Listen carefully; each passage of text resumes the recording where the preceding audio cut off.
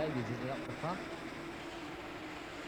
There's John Boot moving right through, right up the inside. A very dangerous manoeuvre, I would think, but he's got away with it, no problem at all.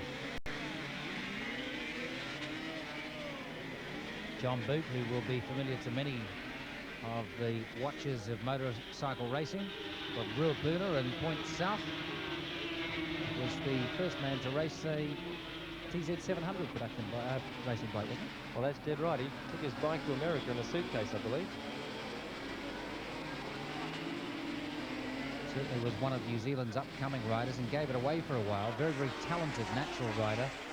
A little like another fellow that comes from the same area. Neither of them, in many people's view, reached their full potential as riders, but certainly have the ability. Distinct lack of noise as these 250 production bikes get around this circuit. Very, very quiet by comparison with the Formula 1 and Formula 2 modified machines. All these motorcycles have got to adhere to a specific noise restrictions as far as production bikes go, so there's going to be no noise, and they're very, very, very quiet. John Boot, Bob Toomey, and Aaron Slight.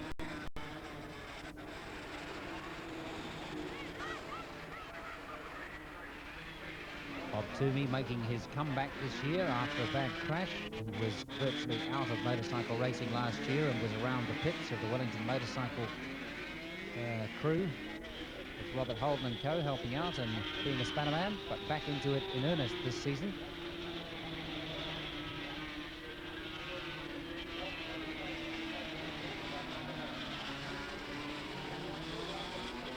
Very talented rider, Bob Toomey, in anything from 250, 350, 500 to Formula 1 bikes. Had a brief burst on a Formula 1 bike. Never really got a machine that was perhaps the most competitive machine to try out Formula 1 motorcycle racing, but I'm sure he'll come again as enthusiasm seems to have returned. All of them, though, chasing John Boot. That's quite a substantial lead there that John Boot's pulled out. He's done that all in about a lap, and this is incredible because you've got to start with cold tyres and all sorts of things, and especially going out there if he hasn't ridden, you know, in exactly the last race, then the surface condition does change from race to race, and I'd be a bit wary about going out there too hard. I'd sit back for a little while, but he's obviously got the bit between his teeth, and he's really going for it. That's the RZ250RR model. There's John Boot. Looking back now to Bob Toomey in second place, a big gap. Aaron Slight still staying on his shoulder. And the three of them starting to pull away from the rest of the pack, although John Boot's lead seems to be getting bigger each lap. Toomey and Slight having their own little race there.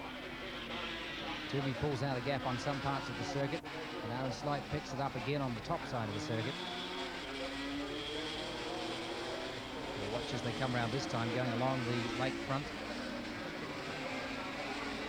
And they get up past the start-finish line again. To see if Bob Toomey can get away and get any closer to John Boot. But John Boot has certainly mastered this circuit very, very quickly indeed. As is often said, when it comes to production bike racing, each of them has equivalent horsepower, and it comes down to rider ability. It comes down to a little bit of luck occasionally as well, but true to say, rider ability is to the forefront. That's John Boot through, and look, Aaron Slight.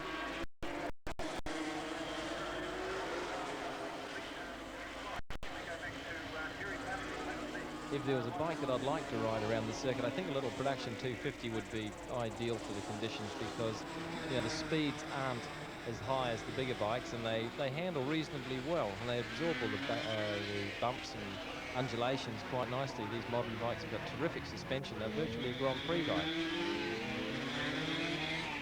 John Boot is running a Yamaha RZ250RR. Let's have a look back at this lead again as John Boot goes around the lake front.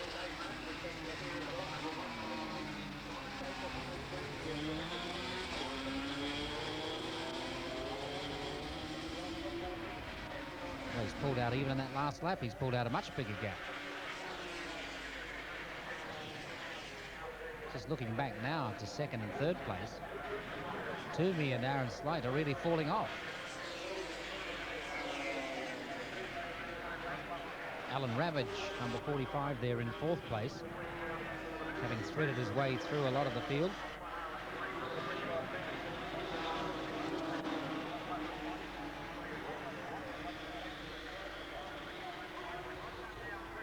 This is a good little dice that's developing between these two good riders.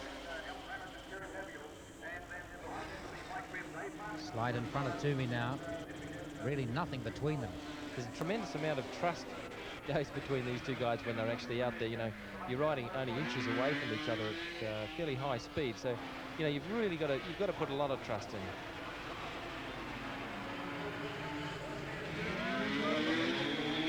Alan Ravage coming up to join that second and third battle.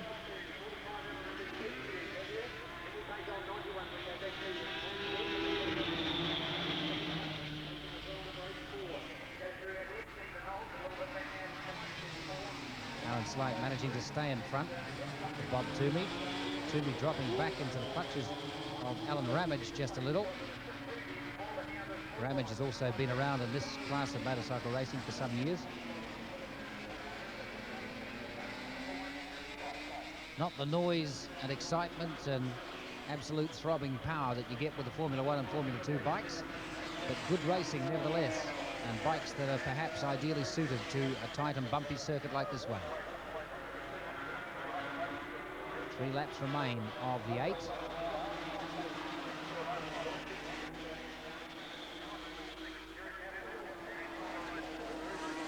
Aaron Slight and Bob Toomey still having that battle.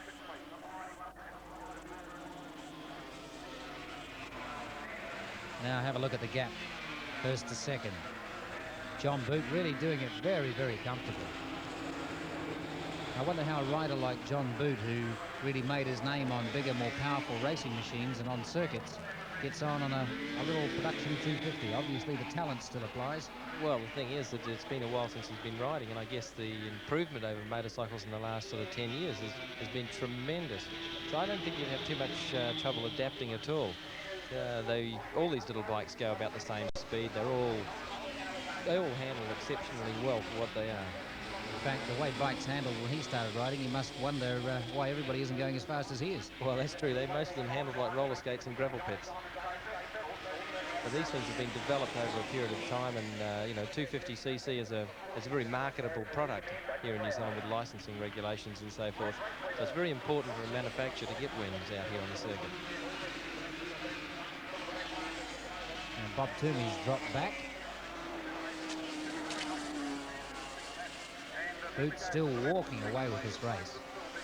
Doing it very, very simply and very smoothly.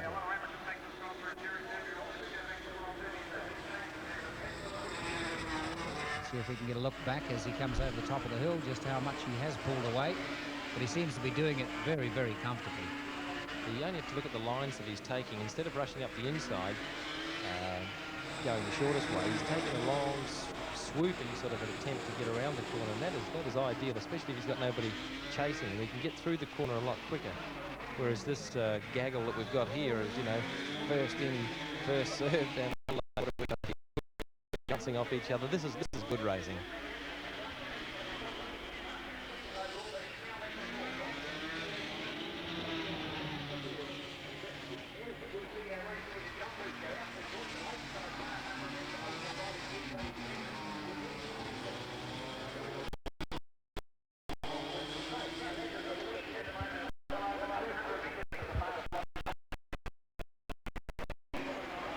Where the race is, second, third, fourth and fifth places, while John Boot races on his own,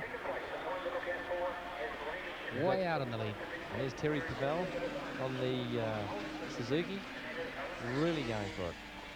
Another of the expatriate New Zealanders back here and enjoying the racing. Terry Pavel spent some time in England, letter P. Bob Toomey dropping back just a little as they get the white flag on the last lap now. John Boot.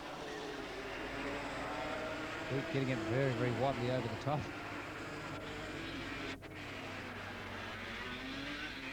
To see how substantial the margin is now. I thought for a moment he may have got off the pace just a little, with the lead being as much as it was, but by the way that bike was wobbling coming over the top of the hill, it doesn't look so.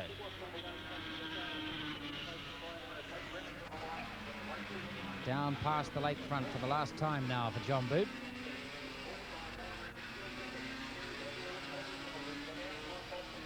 It's a very picturesque part of the circuit through here. One imagines you don't have time to look at the views while you're riding, but Kind of Monte Carlo-ish. good for the spectators. Waiting now for John Boot to come up and over the top as he finishes the last part of the lakefront section of the circuit. There's nobody there to beat, and it's a fairly easy cruise up to the start-finish line again. Flag marshal out with the flag and ready and wave. Boot wins it. Looking back now for second place. That's Terry Pavel. Alan Ramage in second place. Terry Pavel getting up for third. Good race between those two, and Bob Toomey, who dropped back just a little in the last couple of laps. Alan Ramage coming through for second place. Terry Pavel for third. But no question about the winner. The waved arm,